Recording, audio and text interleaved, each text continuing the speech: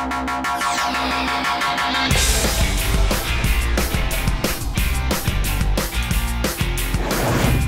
an unbelievable season 2015 from the West Coast Eagles. They finished second on the ladder. They host their first qualifying final since the premiership season, Benny, of 2006. 4 finals in Perth for the weekend. It's going to be a glorious footballing bonanza here in Western Australia. But there's plenty more chapters in the fairy tale story to come yet. Benny Roberts, welcome to Eagle Review.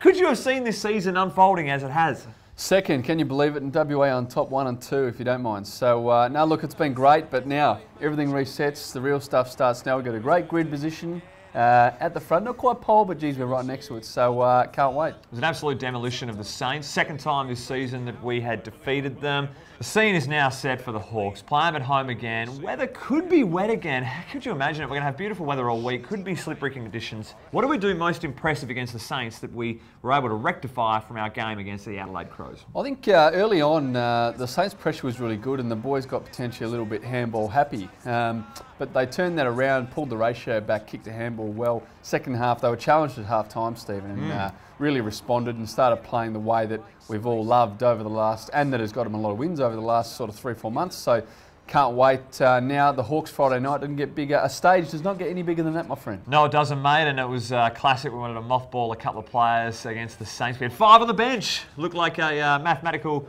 poor calculation, but you won't see that too often in a home and away game. That was quite humorous.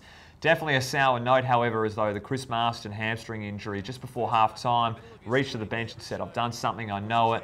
Unfortunate story with a bloke having such a great year, Benny. Yeah, he was, and obviously just come back from a 2-week layoff as well. So early on, the hammy popped a little bit.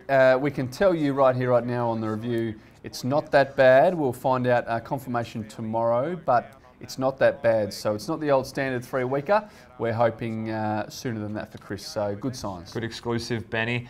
Let's put our hands together for JK winning his first Coleman medal in 2015 and thus his first All-Australian selection. Surely. What unbelievable season, and to think that he was some doubt of being scratched about a quarter of the way through it. Yeah, I know. The old elbow gate that was surrounded the club for a couple of days there. It was unbelievable. Media everywhere for a few days, and everyone was writing him off and saying that the season was over. And boys, pack up your bags. It's all about 2016. So he's fought on gallantly. The elbow still carries a lot of tape every week, it must be said, but still working beautifully with the ball drop because he's kicking a lot of goals and a great effort. Although, Stephen, you say he's All-Australian. Scotty Cummings, I think it was 1999, Coleman medalist, not included in the All-Australian squad. Stiff. Rude. You see he's got distance covered on Bunga Hearn as well. Ended up slotting one from 60 metres out. Yeah, loved it. And when Elliot Yeo switched it into Bunga from about 70, the crowd thought this could be one of the goals of the night, and he's fallen short. So maybe some tips from JK about just getting that little bit of extra distance. Of course, we're joking, Bunga.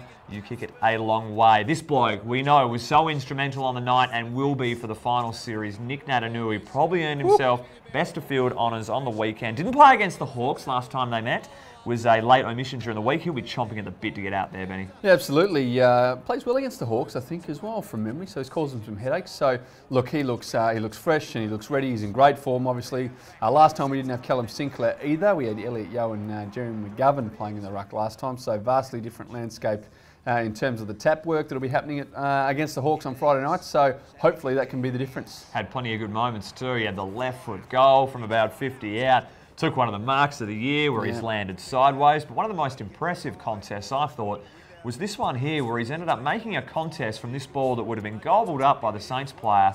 Interferes there, ends up stealing the handball, breaks a tackle and keeps the ball moving forward. These are things, although it would just show a handball on his stats tally, the impact of that contest is just so valuable for this team, and we all know what it can bring, and it needs to be more of that going forward. Absolutely. The will to want the footy more and to will yourself through whoever was in the road was evident, and that's the thing about Nick Nat. There are very, very few players that can do that. He's certainly one of them. Okay, let's get straight into the roast of the round. We've got a few, Benny. Let's get stuck into the list, as we always do. No nominations on the web. We love your efforts. Yeah, you're going great. Jamie Cripps is first off the list. We've got him knocking over Brodie Murdoch, and he helps him return the ball back. Very nice, Crippy. Very nice guy. Helped him out there. But then all of a sudden we see Dylan Robinson getting stuck right into him. And then he's getting in fights with Rue as well. These Saints players need to notice the kind things that Jamie Cripps does on the field. Yeah, you can't have it both ways. No, you can't. Nice guy, look after him, don't get in the fracas, we'll roast him. Yeah, okay. Well, okay, what about this? Jeremy McGovern now. We're going to give it to Lee Montagna, I think. How about this? Waltz is in. He's already looking at the side of his eye to go, look, I'm going to sell the candy and snap a goal and give the crowd plenty. He doesn't see Big Gov charging back, my man, back toward goal and goes whack. And then a little bit of banter as well when he's laying on top of him. What do you think it was? Oh, I don't know, but there was a bit there, so I like that. But Joey, peripheral vision maybe let him down on that occasion. I think so. We'll give one to Farron Ray. He's handballed to Nick Riewold's back. Now, he is a sensational player, Nick Riewold, but I'm pretty sure he's not going to put his hands through his spine and come out the other way. So hard to receive a handball that way. Yep. But the winner, you're going to take it, Benny. Yeah, I am. Watching the game, the telecast on 7 pre-game, and Brian Taylor, loved by a lot of people, causes angst with a lot of people, but the BT man, his analytics and his probably questioning the Eagles' credentials going in didn't quite hit the mark. West Coast 5 losses against the top 8 sides this year. The only 2 top 8 sides they have beaten are Richmond and Sydney. Just 2. Well, I think you'll find we only lost 2 and we actually beat Fremantle, Sydney. Yeah. Adelaide were in there. Adelaide were in there. Yeah. Western Bulldogs. Yep. And Richmond away on a Friday night in a big stage. Yep. So that's 5. That's 5. Only lost 2. Yeah. So pretty commanding. That is a landslide toward a win rather than losing. So you've got to rip up your stats page. Homework. And have another crack next week. Cheers.